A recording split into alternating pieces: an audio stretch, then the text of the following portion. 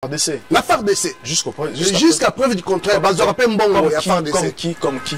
Nyakutumbawana, ce qui Nyakutumbawana, et Nakabaka. Nyakabaka. Il y a un général Nyakabaka qui est là-bas. Le général là, il reste toujours à Ouvira.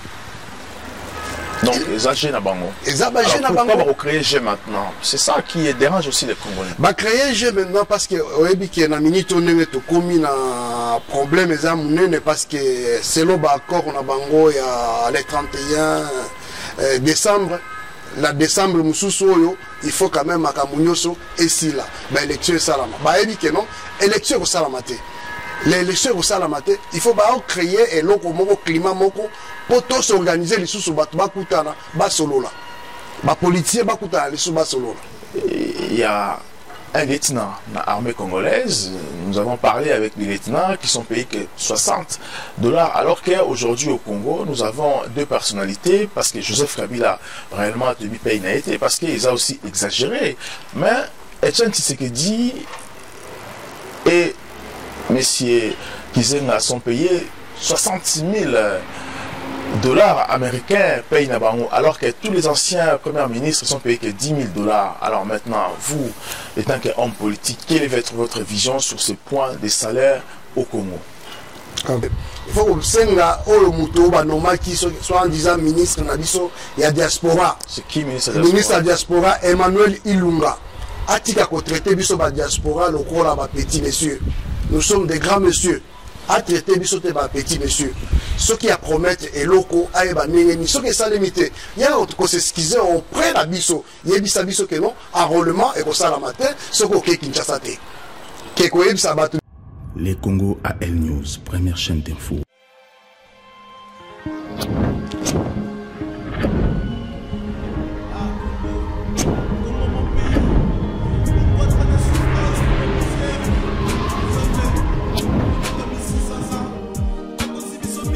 Bonjour, bienvenue à l'émission Le Congo. Le Congo est une émission au Bino Opérateur de la République démocratique du Congo, la diaspora et aussi il y a diaspora dans la République démocratique du Congo. Aujourd'hui, Nayambi, mais c'est Thomas Saïdi. Thomas Saïdi, Azali, l'un des collaborateurs, il y a ancien président Zaïdi Ngoma, série 1+4. Aujourd'hui, on a invité Kotomekako à analyser la situation actuelle de la République démocratique du Congo. Rébellion à Maï Maï avec cadre militaire au Bazali Nakati pour diriger Maï Maï, Yakotumba. Et aussi, pour parler sur le salaire, il y a des Congolais, il y a des médecins congolais, il y a des politiciens congolais, qui vont toucher $60 000. Et aussi, il y a des députés qui vont toucher $12 000. Comment et pourquoi aujourd'hui, les professeurs dans la médecine, ils exercer la profession dans Bango? Donc, on va comprendre un peu ce qui se passe aujourd'hui dans la République démocratique du Congo. Monsieur Thomas Saïdi, bonjour. Bonjour. Voilà, bienvenue dans le Congo. Tu es invité pour parler, pour analyser la situation actuelle avec Yakotumba. Maï Maï, aujourd'hui, Bango, Kangi, Ouvira. Alors, qu'est-ce qui se passe aujourd'hui? Analyse Nino Kosei Labiso. Est-ce que Yakotumba n'a pas troupe naïe? Est-ce qu'ils sont réellement une branche d'opposition ou encore ils sont une branche créée par Joseph Kabila? Merci beaucoup, mon frère. Ce que je peux vous dire, que donc, cette branche-là de rébellion, c'est une branche créée par le gouvernement en place. Donc c'est Kabila, il y a Sali Yango, pote, ceux qui makambo ezali kuna, kuroso ezali, makamu susu tokosala yango te, bakosenga maponamite, po tokosala maponamite, place oyo bitumba ezali. Yango wana ba créer eloko wana. Alors comment va créer yango? Parce qu'aujourd'hui il y a Kotumba, bati ba numéro na bango téléphone, ba contacter bango et balancer appel na biso ba journaliste et aussi biso na média, biso ba diaspora to intégrer bango pour combattre Kabila Kende. Mais au moins, il y a un problème qui s'intégrer dans Bango. Parce qu'il y a un problème qui ça fait très longtemps, il y a un général Bakawaka, na Uvira wana. Neni bango bazuaka ba arme ba bundisa arme na biso. Ba arme wana eutaka wapi. Comment se fait-il que MONUSCO est côté la armée Nabiso pour bundisa ba rebelle wana? Donc il y a quelque chose qui est caché derrière. Oui, mais lorsque armée, lorsque MONUSCO, parce qu'on dit que MONUSCO na FARDC ba attaqué ba rebelle wana jusqu'à tina Fizi. Alors d'un côté ça veut dire que ba rebelle wana baza sincère aussi, baza une vraie rébellion ou ba lima chasser Kabila. Eza vraie rébellion te.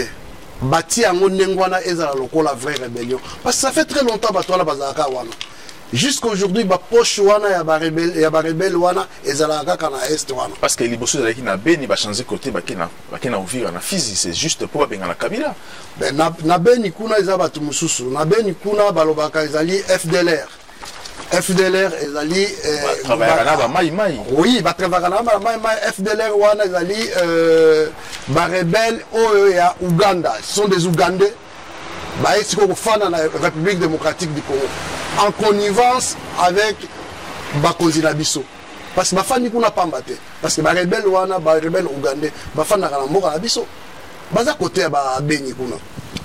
Donc il y a une différence entre Oya Beni et Oya Kana. Alors c'est quoi la différence? C'est quoi? Oya Mai baza ba Congolais. Donc on doit reconnaître que baza quand même ba droit na bango. Oui, Oya Mai baza na reconnaître ba quand même ba droit na bango, mais malheureusement vrai Mai baza ka lisusu te. Pourquoi la commission va faux Mai créé par Joseph Kabila. Mais pourquoi? Parce que Joseph Kabila va battre avion na ni ko bunsa Mai wana. Ba battre avion te. Avion zalaki na panne. Bango ba avion décollé. Il y avait des munitions, il y avait toute logistique avec na kati pour justement chasser ba mai wana. Mais ndeko na ngomoni biloko nyoso ko komo sala ngo précipitamment ezalaka nengwana. Si vous faites des choses précipitamment, vous ne contrôlez absolument rien. Parce que pour l'instant, les gouvernements en place, ils ne parviennent pas à comprendre. Alors, il faut créer quelque chose pour que tu vas se soulever. Tu vas se soulever, il y a en tant qu'il y a dans l'armée, à rôtir à Kimia. Pour l'instant, tu sursoir dans le élection, tu es dans le paix. Donc, si je comprends bien, de votre côté, vous avez sincèrement cette rébellion, donc vous avez sur la rébellion en athée. Vous avez sûreté. Vous avez sur la rébellion en athée. Et les gars, Monisco est contre Makambo en athée. Parce que jusqu'aujourd'hui, Monisco, communauté internationale, qu'est-ce qu'il demande? Il demande qu'il y ait la paix, qu'on organise les élections, qu'on respecte aussi la constitution. C'est compliqué parce que le président Trump a yamba qui bat quelques présidents, il y a Afrique, dont aussi pasteur président Ouganda, Museveni. Est-ce qu'il peut être influent? Est-ce qu'il n'a pas la même muse dans la rébellion au Isaiah Kotumba? Je ne pense pas. À mon humble avis, je ne pense pas. Pourquoi? Ça fait combien de temps Monisco est allé dans le Congo, dans Mboka Nabiso? Ça fait combien de temps? Dans la poche de la rébellion, ils ont été nommés par le chef de l'État par ordonnance présidentielle. Ce sont des généraux. Colonel. La FARDC. La FARDC. Jusqu'à preuve du contraire. Comme qui? Nyakutumbawana, ce qui Nyakutumbawana et Nakabaka. Nyakabaka. Il y a un général Nyakabaka qui est là-bas. Le général là, il reste toujours à Uvira. Donc, ils agissent à Bango. Pourquoi on recréer G maintenant? C'est ça qui dérange aussi les Congolais. Bah, créer G maintenant parce que on a minute on est commis un problème parce que c'est le accord on a Bango il y a le 31 décembre. La décembre Moussoussoyo, il faut quand même à Kamunyoso et si là, bah élection salama. Bah évidemment non, élection au salamate. L'élection au salamate, il faut bah créer et loco moko climat moko pour tous s'organiser les sous bat bakutana ba solo là. Ba politicien bakutana les sous ba solo là. Parce que 5 ans balobi qu'il y aura pas un troisième dialogue. 5 ans nous batika vraiment ba politicien ba sala musala na bango na minito. 5 ans ba induire ba belé na ba erreur. Bango soki ba memaki dialogue ezalatina to comme à niveau ezali 5 ans na rasop soki rasop limité. Donc c'est un combatika vraiment va s'occuper dans le peuple. Parce que Rassop Limité accuse, dénonce même rébellion. Ok, Bazali on va s'impliquer parce qu'ils ont clarté. Bon, c'est ok, Rassop il faut aller parce qu'il n'est pas ABG. ABG non, mais Ali G pour la Kabila, pour te basala l'issou, pour te couper l'issou. Parce que dialogue tout ça, pour rassemblement, ça l'issou, sous dialogue. Ils vont changer les noms. Ça ne sera pas dialogue, non. Si ça peut être table ronde ou bien conclave de politiciens. Ils vont faire ça. Voilà, je rappelle que aujourd'hui au Congo, les journalistes sont arrêtés parce que nous sommes contre que arrêter les journalistes au Sango. Ça veut dire que ceux qui vont arrêter les journalistes dans le Congo vont assassiner les confrères de journalistes dans le Congo. C'est-à-dire que le Congo n'est pas un pays des droits, ce sont des barbares qui dirigent notre pays. Donc, on a un deuxième point. Il y a aujourd'hui. Nous allons parler sur les salaires du Congo. Aujourd'hui au Congo, les médecins, les professeurs sont mal payés et même aujourd'hui nous enregistrons $60 pour un officier. Il y a un lieutenant dans l'armée congolaise. Nous avons parlé avec les lieutenants qui sont payés que $60 alors qu'aujourd'hui au Congo nous avons deux personnalités parce que Joseph Kabila réellement a tenu paye n'a été parce qu'il a aussi exagéré. Mais Etienne Tshisekedi et M. Kizenga sont payés $66 000 américains payent Nabango, alors que tous les anciens premiers ministres sont payés que $10 000. Alors maintenant, vous, étant qu'homme politique, quelle est votre vision sur ce point des salaires au Congo? Ok, merci beaucoup Ndekolangai. Vraiment, on a regretté Mingi pour Nakoyoka, montant aux Akotanga wana. Au moni biso le loyo awana diaspora, c'est qu'on demande pour le gouvernement, pour que les enseignants, les médecins, les fonctionnaires soient quand même très bien payés. Ceux qui basent au foutama très bien malamu, bana pe bakotanga ma école malamu. Ba école total ba école mususu bana bazo kende na ba école bilamba pasuka baza kolia malamu te nini bana bakotanga. Moko ekozala développer nini. Moko ekozala développer ceux qui baza kofuta médecin malamu, baza kofuta munakisi malamu, baza kofuta muto aza kokengela bato. Soldat baza kofuta e malamu. Mais ceux qui nous disent que nous sommes matin, baza kozwa mbongo oyo ya l'État, oyo koki ko salema pe sala pe ba futa yango enseignant, ba futa yango fonctionnaire à l'État, ba futa yango militaire, ba futa yango policier. Boké ko yango na compte par exemple ya papa Kizenga, ou bien à compte il y a fait papa Tshisekedi. C'est anormal et c'est regrettable.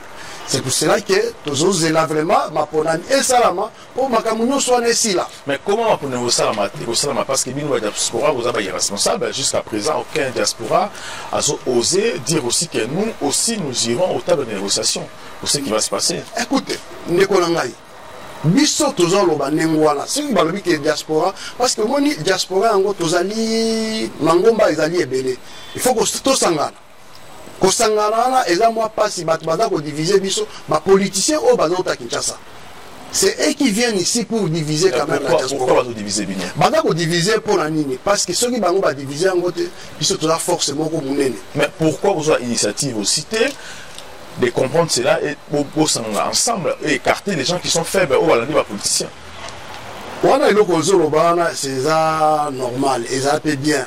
Même de Kolanga na ebisio que na compréhension ya bato eza différent bato toujours comprendre ndenge mon côté politique ya mboka na biso mais quand même nga na ebisio que non ngai personnellement ndenge nazali boye na sina bongama déjà depuis quand. Mais aujourd'hui il y a des combattants alignés, c'est mouvement Sikefungwami, il y a des médecins, des politiciens, la diaspora, les combattants, même en tête, il y a cette organisation justement pour essayer de comprendre ce qui arrivera en décembre. S'il faut diaspora, qui est la table de négociation pour la transition sans Joseph Kabila, on peut bazar. Alors pourquoi maintenant vous les autres, pourquoi vous avez intégré le mouvement Oebotité, ça fait juste 3 jours et le mouvement. Mais Ndekolanga, c'est toi qui m'informe. Ce qui est réellement mouvement les alliés. Mais il faut tout le monde va communiquer, va convoquer biso tokoya, va convoquer acteurs politiques, les acteurs politiques qui ne convoquent pas n'importe qui. Quand vous convoquez n'importe qui, là vous créez des ordres. Non, parce que dans ce mouvement, tout le monde, la société civile, ils ont appliqué la société civile. Oui. Il y a quelques politiciens civils intégrés, n'est pas un problème, mais c'est société civile, il y a des médecins, il y a des ingénieurs, il y a des combattants qui sont alignés devant pour sensibiliser les Congolais, va comprendre ce qui va se passer à la fin de l'année. Ah, si réellement Ezali, vraiment, moi je suis d'accord. Je suis d'accord, il faut pas ça communiquer na bango, ba convoquer batou, avant ba convoquer batou ngwana, ba to ça rassemblement, ba convoquer batou individuellement. Mutu moko boyebi ba tête ndenge toza na diaspora bo convoquer mutu moko comme ça mutu apesa sa opinion na ye comme ça to sangisa maele après to ça na sikoyo jour moko to convoquer siko version to kutana à ce moment là tokozala siko tokomi force moko oyo toyebi ke tokoki participer na makambo mosusu ekosalama na mboka ndeko na ngai. Voilà, on arrive à la fin de notre émission. Est-ce que vous avez un mot à dire avant de clore l'émission de l'émission? Ah oui, nous avons un mot quand même à dire. On a dit que les 5, mon ancien chef va faire une année depuis qu'il était décédé. C'est qui votre chef? L'ancien vice-président Zaïdi Ngoma, l'ouvrier du social, donc et même Makamba Salaire, Toto Sala, Tolo Belawa, à Salango déjà, les accords de Moudi. Vraiment que son âme repose un peu. Et là, on a rien à l'obande pour la souka, pour la biso diaspora. Et là, on a dit que va créer wana, on a peine qui n'a participé à l'ango. Et qu'on a peu, et là, on il faut que senga le muto normal qui soit en disant ministre na biso ya diaspora. C'est qui ministre de la diaspora? Ministre de la diaspora Emmanuel Ilunga. Atika ko traiter biso ba diaspora le rôle ba petit monsieur. Nous sommes des grands messieurs. À traiter biso te ba petit monsieur. Ceux qui promettent et loko aeba nengeni ceux qui ça limité. Il y a ko s'excuser on prend la biso. Yebisa biso que non enrôlement et ko sala matin ceux qui Kinshasa te. Ke ko yebisa batu mikolonio sote enrôlement et ko sala ma na poto. Enrôlement et ko sala matin. Je vais te poser la question au niveau de la CENI aux responsables qui sont là. Ils m'ont dit, moi, Makoki, Badala, Mbongote, pour passer à l'enrôlement dans les pays étrangers. Ceux qui nous ont dit ça, l'enrôlement, il faut que nous Kinshasa. Merci beaucoup, M. Saïd, M. Thomas Saïdi. Je rappelle que vous êtes l'un des proches, il y a ancien président RDC, M. Saïdi Ngoma. Merci encore à Pepe Congolais, dans l'émission de Congo à El News. Prochainement, nous allons parler ici même dans cette émission, Togosola, ce qui se passe réellement en enrôlement du Salama Kinshasa. Qu'est-ce qui se passe lorsqu'on enrôle une personne dans la République démocratique du Congo?